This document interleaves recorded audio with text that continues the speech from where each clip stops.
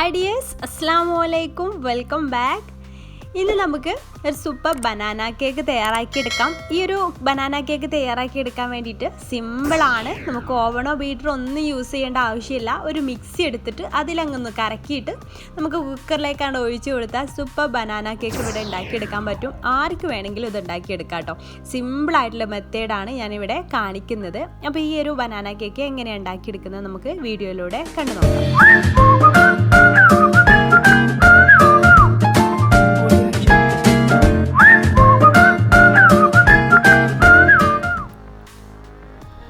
അപ്പോൾ അതിന് വേണ്ടിയിട്ട് ഞാനിവിടെ ഒരു 4 പഴമാണ് എടുത്തിട്ടുള്ളത്. 4 നേന്ത്രപ്പഴം എടുത്തിട്ടുണ്ട്. അത് തൊലിയൊക്കെ കളഞ്ഞിട്ട് ചെറുതായിട്ടൊന്ന് കട്ട് ചെയ്തെടുക്കാം. നല്ല ചെറുതാണെന്നെങ്കിൽ ഒരു 5 പഴമൊക്കെ നിങ്ങൾക്ക് എടുക്കാം കേട്ടോ. അപ്പോൾ അത് ഇതുപോലെ ചെറുതായിട്ടൊന്ന് കട്ട് ചെയ്തെടുക്കാം. ഇത് നമുക്ക് ആദ്യം ഒന്ന് വഴറ്റിയെടുക്കണം. അപ്പോൾ ഞാനിവിടെ എല്ലാം ഒന്ന് കട്ട് ചെയ്തെടുത്തിട്ടുണ്ട്. ഇനി ഒരു പാൻ വെച്ച് ചൂടായ ശേഷം അതിലേക്കൊരു 2 ടീസ്പൂൺ നെയ്യ് ഒഴിച്ചു കൊടുക്കാം. നെയ്യ് നന്നായിട്ടൊന്ന് ചൂടായിട്ട് വരുമ്പോൾ നമുക്കതിലേക്ക് നമ്മൾ കട്ട് ചെയ്ത് വെച്ചിട്ടുള്ള പഴം ചേർത്തിട്ട് ഒന്ന് വഴറ്റിയെടുക്കണം. അപ്പോൾ നമ്മളിത് ആദ്യം തന്നെ ചെയ്തെടുക്കണം കേട്ടോ. നമ്മളിത് ബാറ്റർ റെഡിയാക്കുന്ന മുമ്പ് തന്നെ ചെയ്തെടുത്താലേ ഇത് അപ്പോഴേക്ക് തണുത്ത് വരുള്ളൂ. അപ്പോൾ ഇത് ആദ്യം തന്നെ ചെയ്തിട്ട് മാറ്റി വെക്കണം. അത് നന്നായിട്ടൊന്ന് റോസ്റ്റ് ചെയ്തെടുക്കാം. ഇനി അതിലേക്ക് നമുക്ക് അണ്ടിപ്പരിപ്പും മുന്തിരിയൊക്കെ ഉണ്ടാവുമല്ലോ, ഉണക്കമുന്തിരി, അതൊക്കെ ഉണ്ടെങ്കിൽ ചെറുതായിട്ടൊന്ന് കട്ട് ചെയ്തിട്ട് ഇട്ട് കൊടുക്കാം. ഓപ്ഷണലാണ്, നിർബന്ധമൊന്നുമില്ല.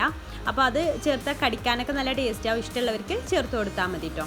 അപ്പോൾ അത് ചേർത്തിട്ട് നന്നായിട്ടൊന്ന് വഴറ്റിയെടുക്കാം.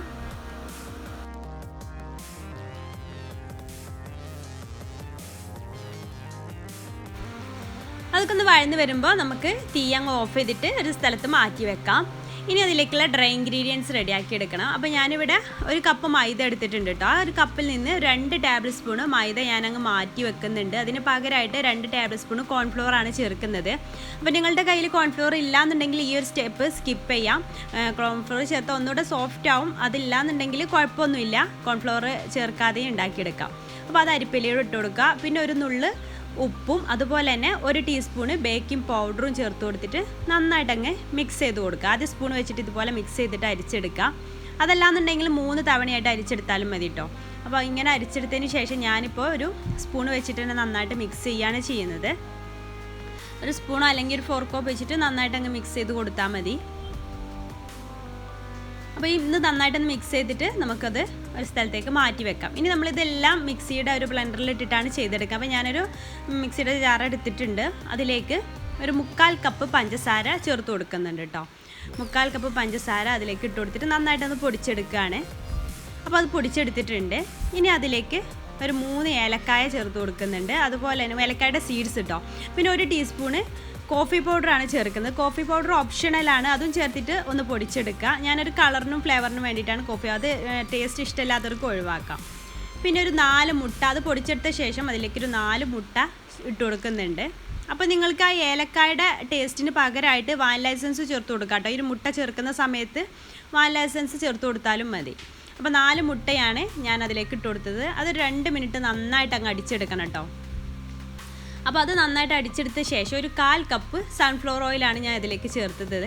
അപ്പോൾ സൺഫ്ലവർ ഓയിൽ ചേർത്ത് കൂടുതൽ അടിച്ചെടുക്കരുത്. ജസ്റ്റ് ഒന്ന് അടിച്ചിട്ട് ഒരു ബൗളിലേക്ക് മാറ്റിയ ശേഷം അതിലേക്ക് ഡ്രൈ ഇൻഗ്രീഡിയൻസ് കുറേശ്ശെ ആയിട്ട് ഇട്ട് കൊടുത്തിട്ട് ഫോൾഡ് ചെയ്തെടുക്കാം.